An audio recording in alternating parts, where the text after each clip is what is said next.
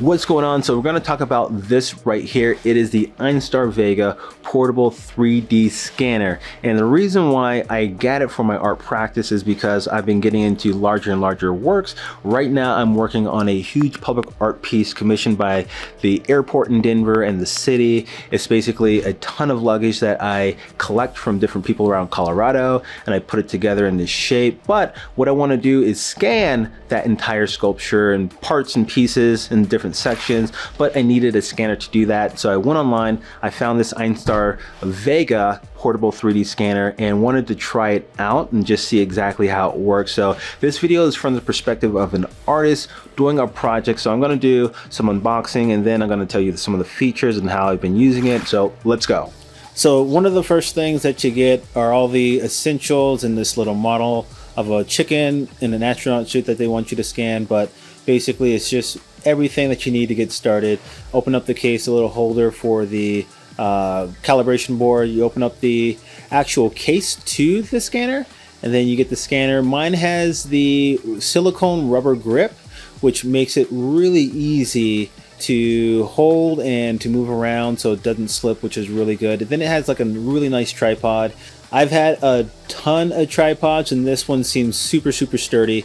This is the one that you attach to the scanner if you're doing smaller scans. And then it runs off of a USB-C charging port, and that's how you transfer the data as well. And it's about, I believe, about 5 feet. This right here is the calibration board. This is what you'll need to calibrate the scanner. So that's one of the things that we're going to do. But first, I want to show you all the markers that this portable scanner comes with. Markers are basically little dots that you can put on the thing that you're trying to scan. That just helps the scanner get more information about the model and its surroundings. So definitely keep those in handy. This is the model that we're going to scan. But if you check out the scanner, this is how it looks and feels. Like I said, I have the rubber silicone grip around it, the on-off button right there, but it has a really nice feel, and it feels like the Sega Genesis game controller if you had that way back in the day. But it's really cool. It had enough power for me to power it on. And one of the first things that it will ask you to do is to connect to Wi-Fi. But once you connect to Wi-Fi, you get the whole thing up and running. It starts to send you to like the home screen, which has at the beginning tutorials that you can do to sort of just learn more about how to operate. But once you finish that, it's almost ready. It's basically ready to actually scan anything that you're wanting to scan. But one of the first things that you have to do is calibrate the scanner just to make sure, you know, everything is working correctly, that you're getting the right scan, that it's measuring everything correctly. But they have a tutorial that does it step by step. It shows you everything. So you're laying it flat, and then you're putting it at an angle. You're going up and down, trying to hit all the different circles. And it's a really easy process to sort of get up and started. It took me probably about 5 minutes to do the entire thing.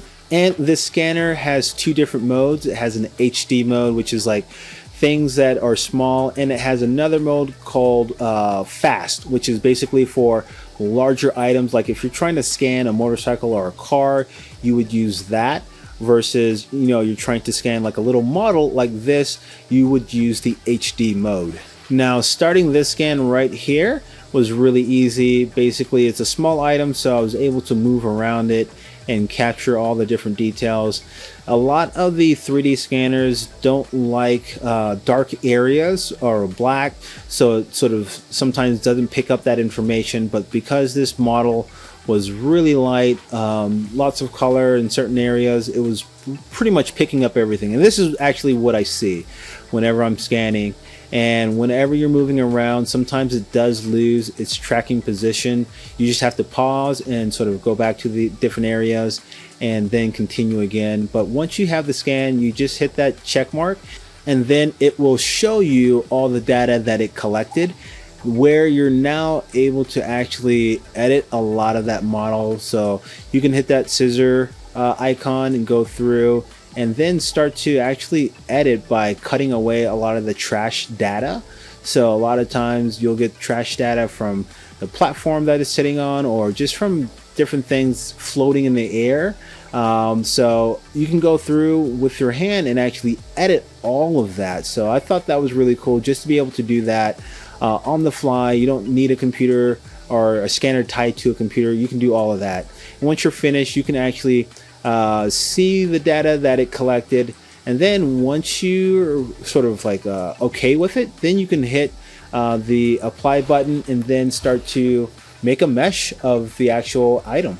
And the biggest difference between this scanner and other scanners is that this is portable, so you can do everything on that actual scanner, the handheld one. And you're able to download the model that you scan onto their program. So you just go to their website and download the program Einstar Vision, and you'll be able to download it for PC or Macs and throw that into your computer and do a lot of the post-processing on your computer if you're not comfortable doing it on the actual portable scanner. So this is like the user interface that you'll see when doing it. But you know, after I get the hang of it, the whole sort of workflow, I started to just practice. So getting a bunch of items that I had laying around, like the shoe right here, and like I said, this doesn't like the darker areas, but because the shoe has a lot of color to it, you know, captured a lot of those details. I was just walking around the building just trying to capture everything. This scanner also has a portrait mode, so you can actually scan people's faces, capture all that texture and the colors and everything. One thing I do have to say, like I said, because it doesn't capture a lot of the darker areas, it was difficult to capture the beard, you know, sometimes the hair. But you know, overall it was a really great scan for doing something underneath probably 3 minutes, and I didn't have to have an entire computer sort of daisy chained to a scanner, which is what a lot of scanners out there do. And sometimes the apps on the phone, they're not as powerful as something like this. So it was really good just to have something handheld to actually play around with. But because I want to scan this sculpture piece right here, this is the one I'm working on, that's why I got this handheld one. Super professional, but I have to do it probably in chunks. So because we're taking it apart in 6 different sections, I was able to actually get a smaller chunk of the entire sculpture and actually scan that and just practice. So this isn't the scan I'm going to use on the final one. This is one where I just wanted to practice to see what it would come out to be. So the results came out really good. Like I said, I did not take a lot of time to walk around and scan really slow. This is on the fast mode, but I was super stoked. But I was also going to separate the sculpture into individual pieces again and actually coat them entirely with a solid color. So I thought that would be a great time to do the scan on each of the bags solo. So that's what I did. I walked around, and this one is on the HD mode. I was up really close trying to scan it, which was really good because a lot of the bags and luggage had a lot of black, but because I colored it white and then painted it a solid color, I was able to eliminate that problem. So I was able to capture a lot of data on each of the bags and not have a problem with the scanner trying to pick up the really dark areas. So I was able to do it while I was in the spray booth. So this is the process I'll probably go through again and again with a lot of these bags, trying to get them individually and then put them into the Einstar program and just fix the different models. But they came out really good, and because it captures the colors as well, it's super cool just to see the actual colors come through, and I didn't have to really do anything in terms of post processing on that part. But I'm going to use these models. I actually picked one and actually threw it into a 3D slicing program so that I can 3D print it out, because I have an idea of making smaller pieces of artwork out of this sculpture piece. So I wanted to see exactly how it would print. So I have the Anycubic M7 Pro resin printer, so I threw it in their slicer called Workshop and put on a couple of different supports on it, hollowed it out, and then basically printed it. It took about an hour and a half to print, but after I printed it, cleaned it off, got all the resin off, and this is how it came out. I was super stoked, super surprised, because it came out really good, captured a lot of the details for a 5-minute scan.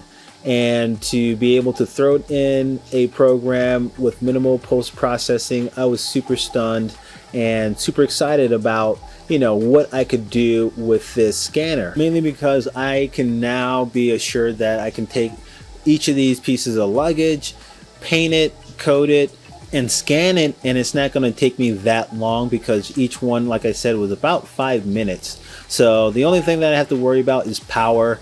It does run out of power really fast because it's processing that data. So for me, the workflow would be to scan it and then probably do all the post-processing on my computer when I need to, so that I can spend most of that time on the actual job site scanning the actual luggage. So those are my initial thoughts on the Einstar Vega Portable 3D scanner. Like I said, this is through the eyes of an artist doing an art project, a sculptural one, and I haven't been using all the features on here, but the features I have been using for my project has been working out really well. So I'm going to do another video after my sculpture is installed and I'm finished sort of scanning the entire thing and all the bags and printing it out on my 3D printer. Hopefully this helped you out in terms of figuring out whether you should get a 3D scanner as well, because this one I really like for my studio.